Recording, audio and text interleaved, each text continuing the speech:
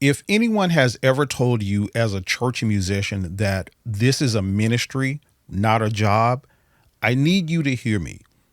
This is one of the biggest lies told to keep musicians broke.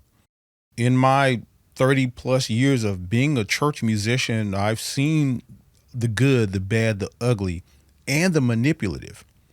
So if you've ever been made to feel guilty by wanting to be paid or compensated for your work, this video is for you, because by the end of this video, I'm going to break this down for you and show you how this whole phrase, "this is a ministry, not a job," is being used to manipulate you. And I'm going to show you how to stop falling for it. So let's talk about where this phrase even comes from, because it's a crazy thing. I once had a pastor call me in his office to sit me down and basically tell me in so many words that my heart wasn't right because I was asking about pay. And the funny part, here's the ironic part about this story.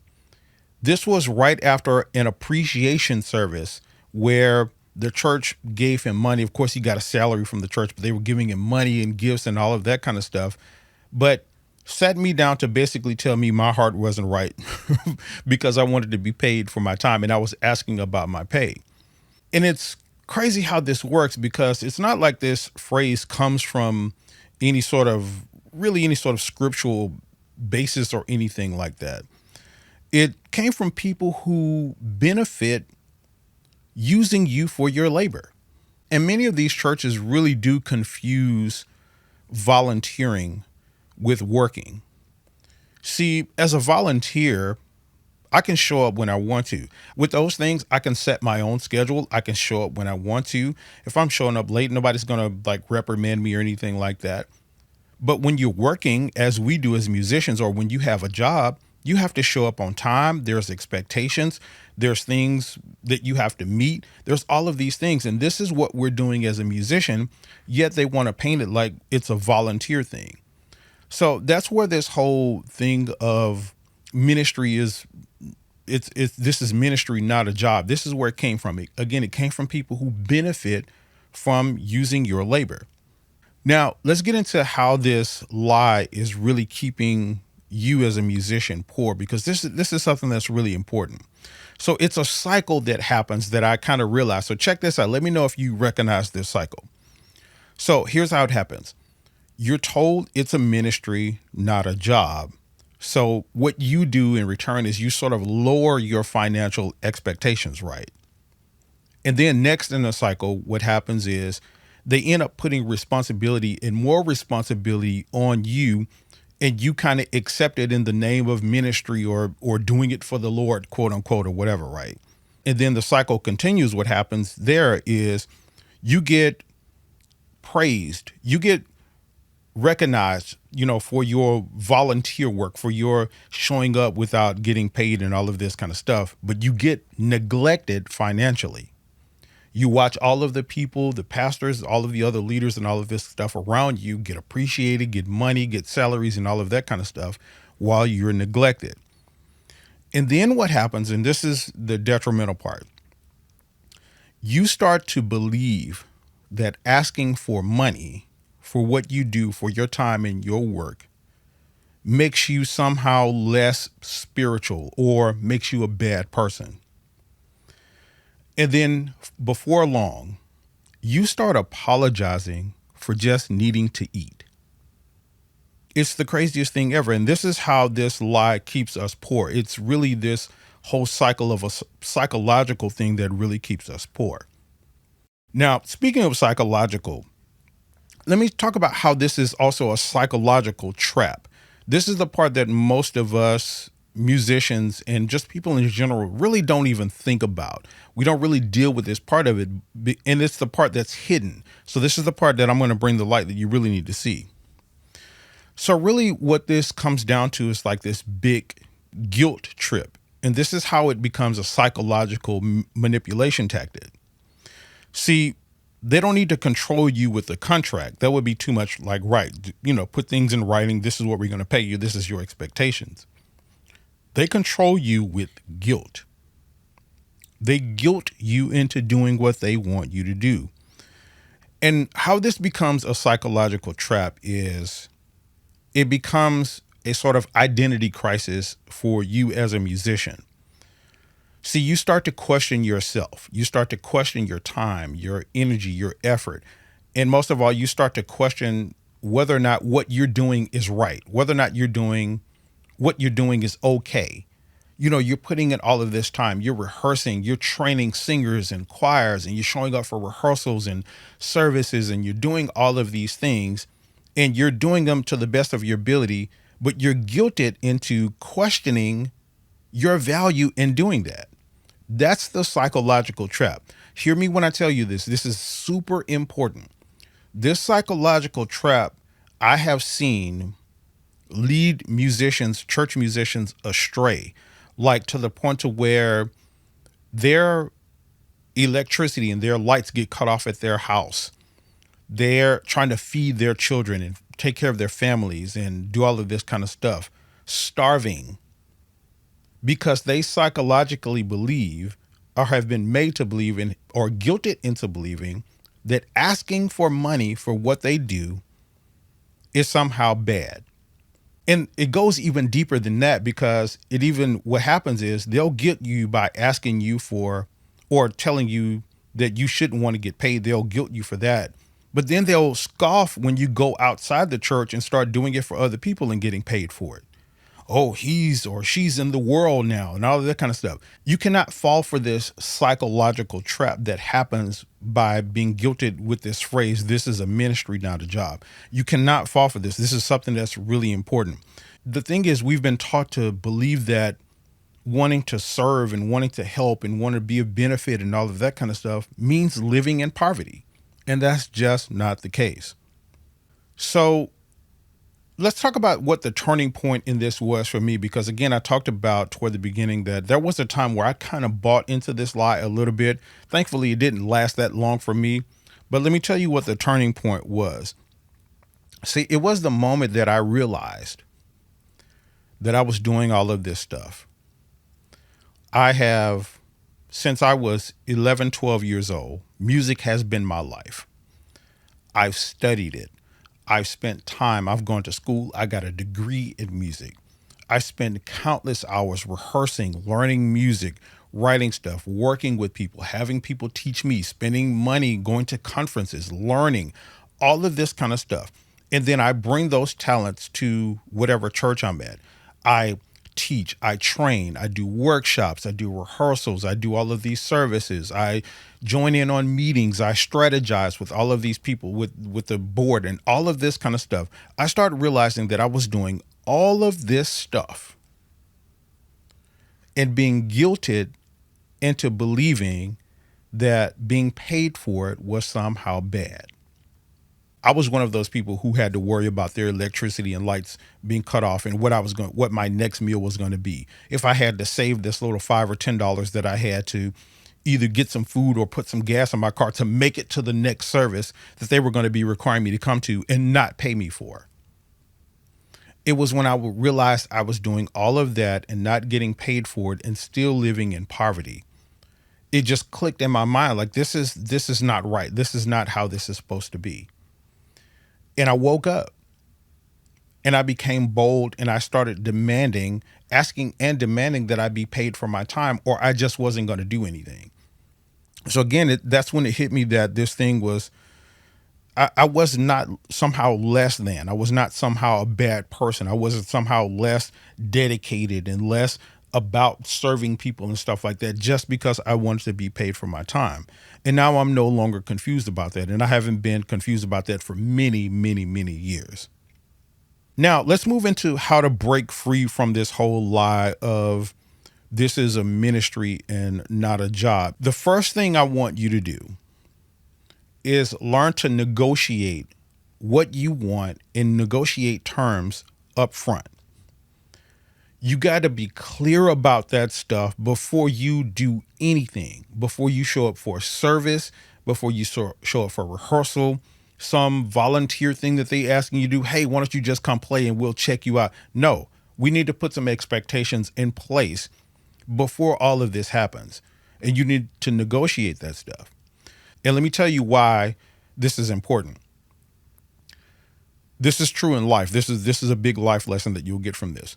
The more rope that you give somebody, I have a saying, I'll say it like this.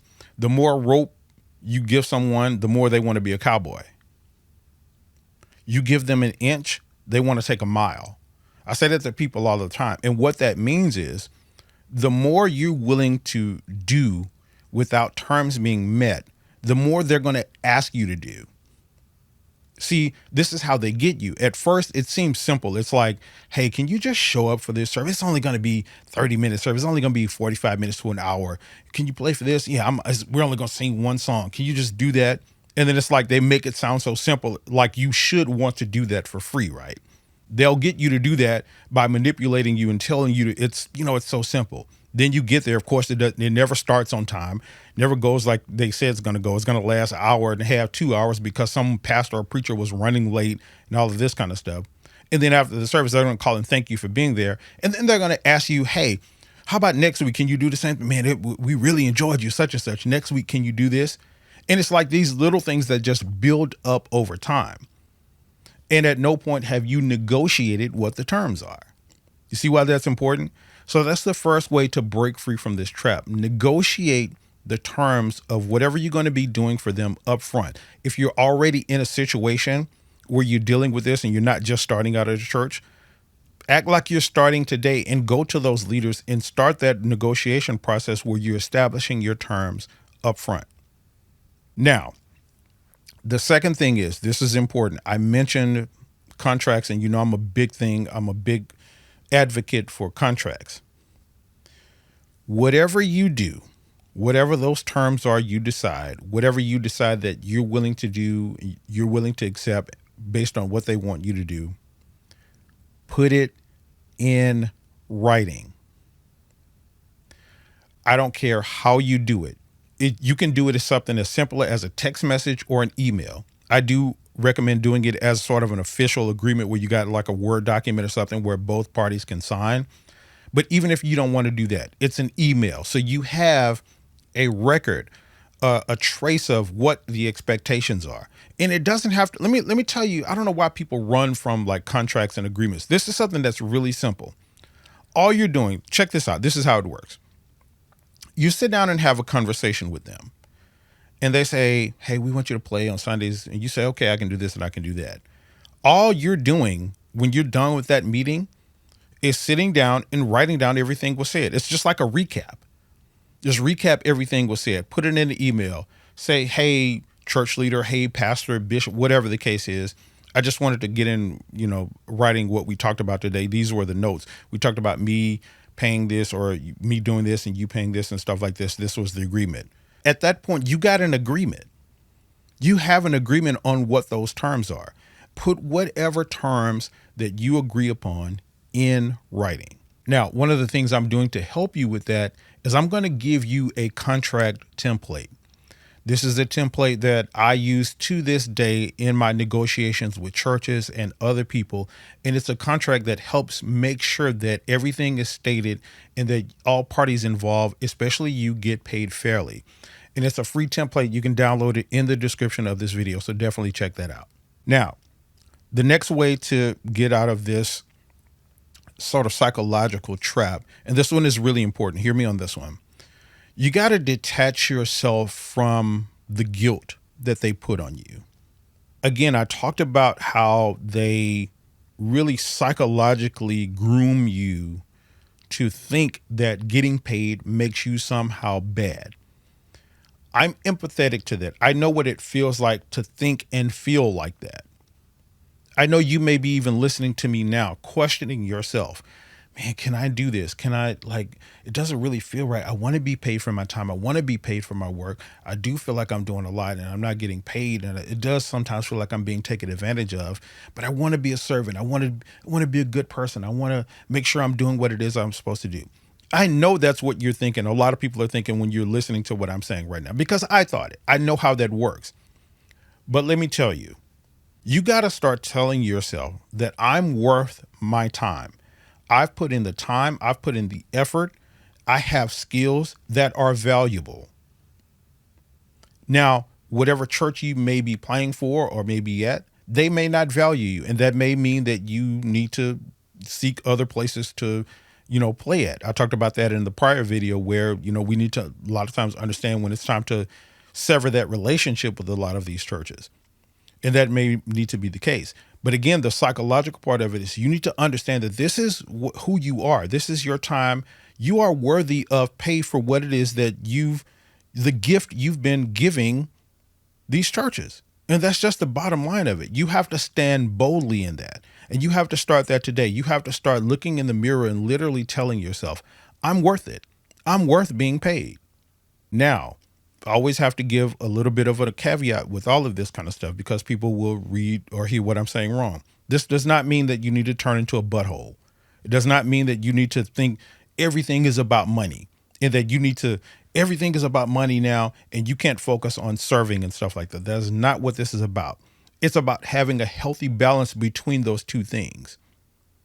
It's about realizing that in order to serve, in order to be of service, you need to be taken care of. You can't be worried about your health, your family, your lights and stuff being cut off and all of this kind of stuff and be at an excellence level in whatever servant position that you're in anything. It just doesn't work like that.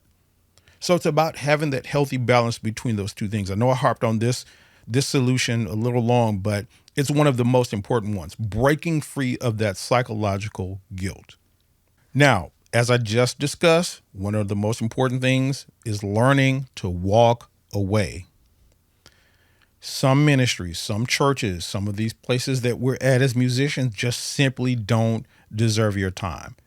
A lot of them are what I call these bottom of the barrel kind of places where they're super religious, but at the same time, like they have this covering or this facade of being super religious, but you see all of the nonsense going on behind the scenes, people fighting and all of this kind of stuff. These places are cesspools.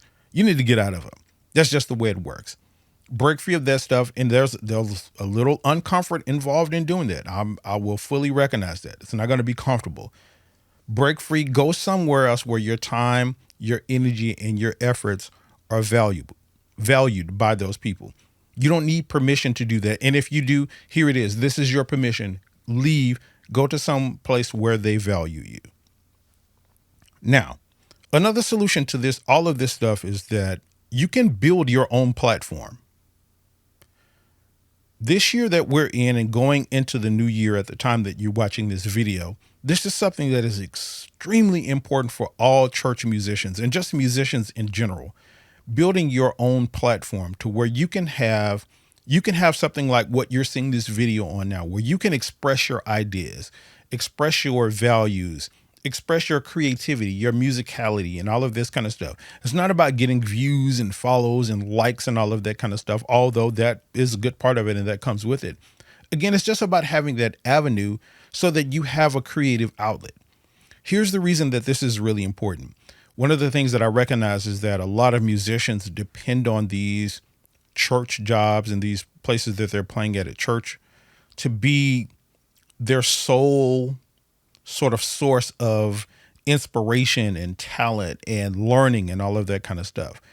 And there's so much more out there, man. There's so much more that we can learn and that we can garner as musicians when we develop our own platform, when we open ourselves up to learning more and to being more. There's a lot more outside of this church rhetoric and this church music and all of this stuff that we're doing. I'm not saying in any way that you should neglect that and leave it alone. I'm saying that you should add to it. And the way that you can do that is build your own platform. Start a YouTube channel, start an Instagram where you're putting your music and stuff out like that. I have a free course in the description of this video called the YouTube QuickStart course that teaches you how to get started on YouTube really easily and really quickly. I recommend that you go download that if you haven't gotten it already and just get started on it. Make that one of your goals going into the new year where you're going to build a platform for yourself. So what I want you to understand is, and this is what I want you to get from this video, don't let anyone, and I mean anyone, no matter who they are, guilt you or put you in a psychological position where you're questioning your own worth as a musician, as a church musician, and what you bring to the table. Understand that what you do is important. It is valuable and you should be paid for your time. Point blank, period. So let me know what you think about that. Let me know if you've dealt with any of these traps that I talked about here in the video, particularly the psychological one. I know a lot of musicians have dealt with that. Jump down in the comments and let me know. I read all of the comments and I do some videos about the comments that I get in those comment sections. So jump down there and let me know.